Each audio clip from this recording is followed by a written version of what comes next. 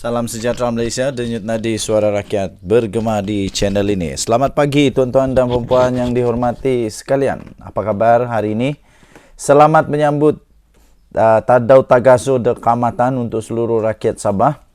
Selamat menyambut Hari Gawai, selamat menyambut pesta menuai, pesta Keamatan lah untuk seluruh negeri Sabah. Kita gembira hari ini dapat kumpul dengan keluarga, makan bersama kah, minum bersama kah, apa-apalah dibuat. Tapi ucapan syukur kepada Tuhan Yang Esa. Okey, tuan-tuan dan puan-puan yang dihormati sekalian, UMNO sudah pun membuka pintu semula untuk para pemimpin-pemimpin lama dapatlah diberi peluang kedua untuk bersama semula dengan UMNO. Malangnya, malang sekali, nampaknya pemimpin-pemimpin UMNO yang sudah tawar hati, yang sudah dipecat, yang sudah digantung keahlian, semuanya seolah-olah tidak ada hati lagi lah untuk kembali kepada UMNO. Okey, jadi kalau begitu, orang-orang besar yang sudah dipecat ini, seperti Syahrir, seperti Khairi Jamaluddin, seperti Isam Jalil kah, pada pendapat saya, baguslah untuk mereka dapat menghidupkan semula karier politik mereka. Pada pendapat saya, Khairi Jamaluddin paling bagus masuk DAP. Khairi Jamaluddin pada pendapat saya masuk DAP terbaik untuk Khairi Jamaluddin. Janganlah resis sangat. Dalam DAP ramai juga orang Melayu, ramai juga orang Islam. Buktinya ada juga MP di DAP itu sebenarnya beragama Islam, bangsa Melayu. Jadi tidak payah kalau kita hilangkan perasaan sentimen sedikit resis dari fikiran kita. Saya fikir Khairi Jamaluddin paling sesuai di dalam DAP lah, ya. Paling sesuai dalam DAP. Okey, kerana bagi saya Khairi Jamaluddin punya fikiran lebih sesuai di DAP. Kenapa ya? Sebab fikiran yang cukup educated punya pemikiran lah, pada hemat saya begitu. Bukanlah saya kata DAP ni educated, tidak juga ya. Memanglah semua ahli-ahli MP DAP ni memang semua educated betul. Semua bijak-bijak. Semua yang kau lah semua dalam DAP. Jadi saya fikir Khairi Jamaluddin patut masuk DAP. Kalau dia tidak mau masuk DAP, masuk PKR. Ini dua saja yang saya rasa sesuai untuk Khairi Jamaluddin.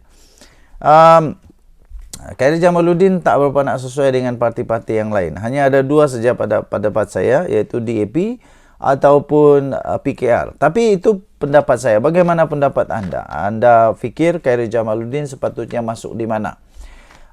Saya fikir dia patut masuk DAP. Okey. Pilihan kedua PKR. Kerana apa dia patut masuk PKR?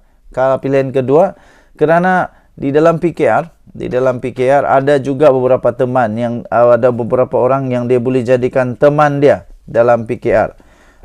Contohnya dia ada Nurul Izzah yang memang hebat. Dia ada juga Rafizi Ramli yang pun hebat. Jadi fikiran Khairi Jamaluddin itu boleh blend di sana dengan baik. Okay, di DAP pun sama.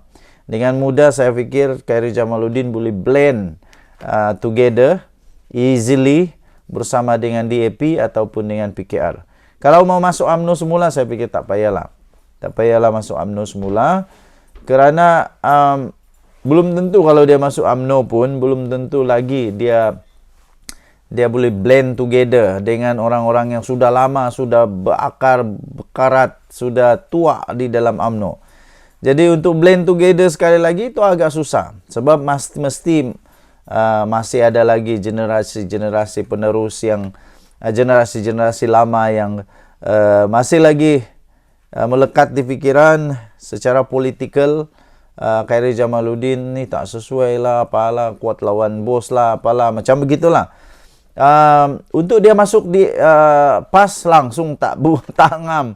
Saya fikir Khairi Jamaluddin langsung hendak ngam dengan PAS. Okey, tidak ada gaya untuk Khairi Jamaluddin boleh ngam dengan PAS.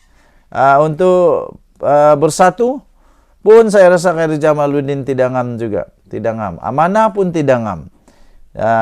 Di mana lagi? Muda lagi lain dah ngam.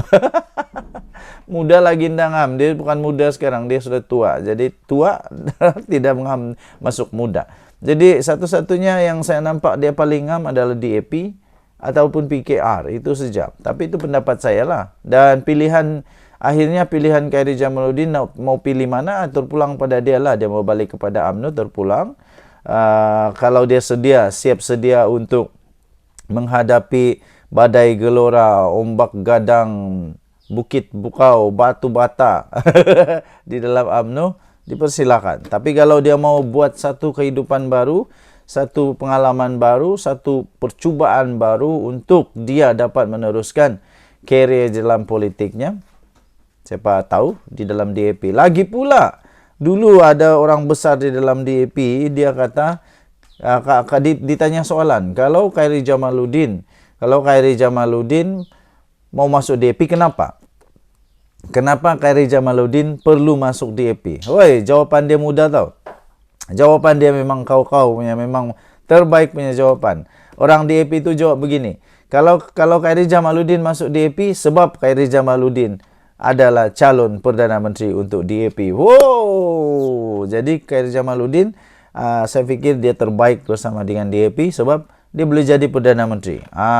Dia jadi Perdana Menteri yang dinanti-nantikan selama ini oleh seluruh rakyat Malaysia untuk melihat orang muda, pemikiran baru, tidak pemikiran sempit, tidak pemikiran masih terpengaruh dengan orang-orang lama, tidak terpengaruh dengan pemimpin-pemimpin bekas Perdana Menteri yang lalu.